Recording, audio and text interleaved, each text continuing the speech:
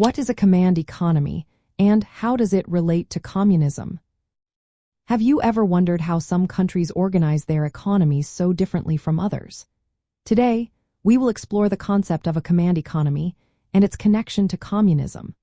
A command economy is an economic system where the government or a central authority makes all major decisions about production, distribution, and resource allocation. This is quite different from market economies, where private businesses and supply-demand dynamics drive economic activity. In a command economy, the state decides what goods are produced, how much they cost, and who gets them. The main goal is to meet the collective needs of society rather than focusing on individual profit. This approach aligns closely with communist ideologies, which emphasize class equality and collective ownership of resources.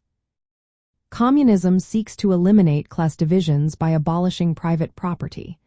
It places control of economic production in the hands of the state. A command economy acts as the practical tool to achieve this goal.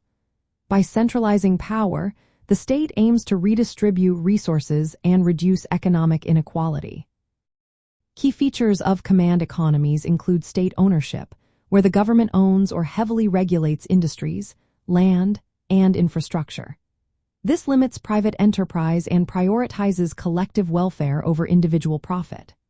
Central planning is another characteristic, where production quotas, pricing, and wages are determined by government agencies rather than market forces. This can sometimes lead to inefficiencies, such as shortages or surpluses, when plans do not match actual needs. Additionally, command economies often focus on social equity goals. Policies are designed to reduce wealth gaps by providing universal access to housing, health care, and education. This aligns with the communist ideals of egalitarianism. Communist theory views command economies as essential for dismantling capitalist structures. By controlling economic output, the state aims to prevent the exploitation of workers and ensure that resources meet societal needs.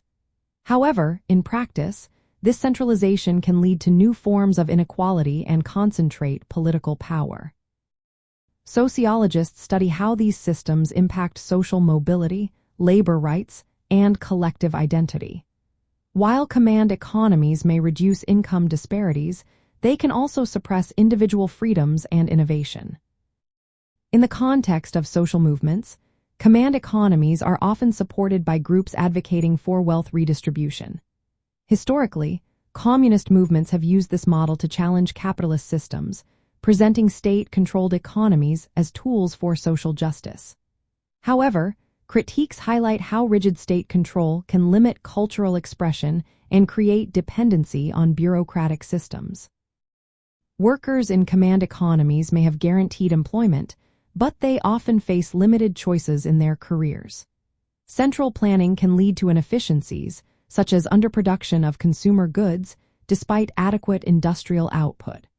While aiming for equality, command economies can also produce elite bureaucratic classes, complicating the goal of a classless society. This relationship between economic structure and ideological goals remains a key topic in sociological discussions about power, equity, and human agency in communist systems. Understanding these dynamics helps us grasp the broader implications of command economies in the context of social movements and social change.